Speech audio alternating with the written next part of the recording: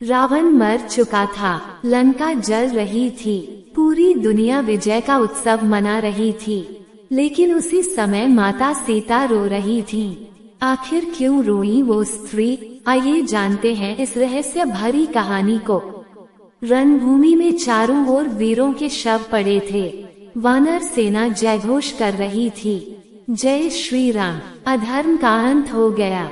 रावण, लंकापति, महाबली, महान विद्वान और शिव भक्त आज युद्ध भूमि में निःशब्द पड़ा था।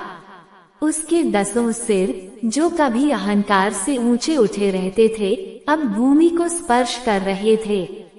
प्रभु श्री राम के बाण ने अधर्म का अंत कर दिया था। पर उसी समय एक दृश्य ऐसा घटित हुआ जिसने सभी को आश्चर्य में डाल दिया। जब माता सीता को ये समाचार मिला कि रावण मारा गया है, तो सबको लगा कि अब वे प्रसन्न होंगी, क्योंकि उनके अपहरणकर्ता का अंत हो चुका है। किंतु हुआ इसके विपरीत। माता सीता की आंखों से अश्रुधारा बहने लगी। हनुमान, लक्ष्मण, यहाँ तक कि वानर सेना भी स्तब्ध रह गई। लक्ष्मण ने आश्चर्य से कहा, भाभी, जिसने आपको कष्ट दिया, जिसने आपको वन में रुलाया, उसके मरने पर आप क्यों रो रही हैं?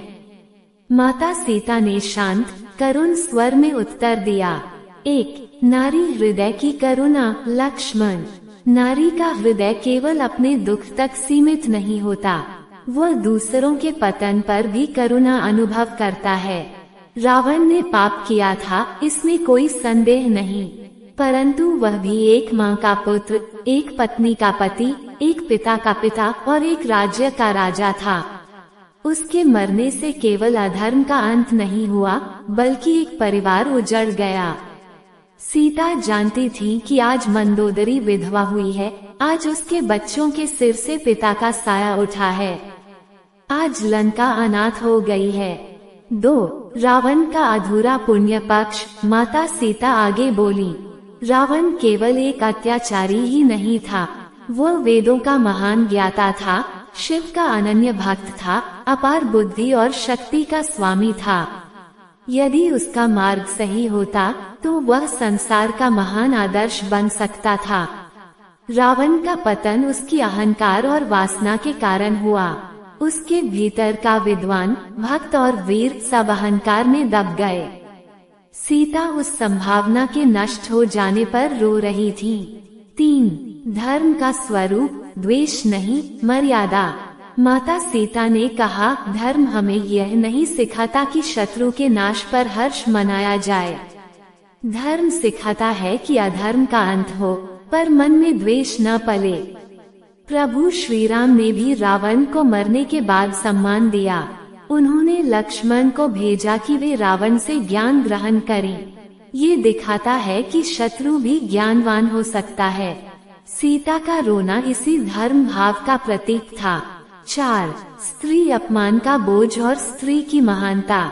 रावण ने माता सीता का अपहरण किया, पर उसने कभी उनके सम्मान को ठेस नहीं पहुंचाई। उसने उन्हें बलपूर्वक छुआ नहीं, उसने उन्हें अपमानित नहीं किया। यह उसके भीतर बचे हुए धर्म का अंतिम अंश था। सीता जानती थी, यदि रावण पुनर्तः अधर्मी होता तो उनका जीवन ही नष्ट हो सकता था। इसलिए वे उसके पाप के लिए नहीं, उसके पतन के लिए रो रही थी। 5. अहंकार का परिणाम।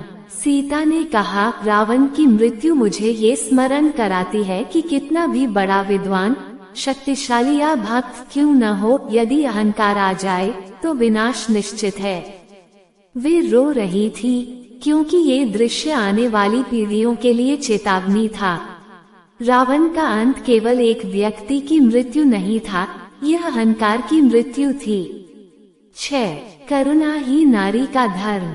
माता सीता बोली, मैं इसलिए नहीं रो रही कि रावण ने मुझे कष्ट दिया, मैं इसलिए रो रही हूँ क्योंकि उसने स्वयं को नष्ट कर लिया। नारी का धर्म प्रतिशोध नहीं, करुणा है। सीता का रोना यही दर्शाता है कि सच्ची शक्ति तलवार में नहीं, दयालु हृदय में होती है। 7. प्रभु श्री राम का मौन समर्थन। प्रभु श्री राम ये सब सुनकर मौन रहे। उनकी आंखों में गर्व था। वे समझ चुके थे कि सीता केवल उनकी पत्नी नहीं, वे धर्म की जीवित प्रतिमा हैं। श्री राम ने कहा, आज सीता ने सिद्ध कर दिया कि विजय केवल शत्रु को मारने से नहीं, बल्कि अपने भीतर की क्रूरता को मारने से होती है। निष्कर्ष, रावण के मरने पर माता सीता का रोना कमजोरी नहीं, बल्कि महानता थी। द्वेष नहीं, बल्कि करुणा थी। प्रतिशोध नहीं, बल्कि धर्म था। सीता हमें सिखाती है कि सच्चा धर्म वही है जिसमें शत्रु के पतन पर भी मनुष्य बना रहा जाए। आज भी यदि संसार इस करुणा को समझ ले, तो युद्ध नहीं, शांति का मार्ग प्रशस्त हो सकता है।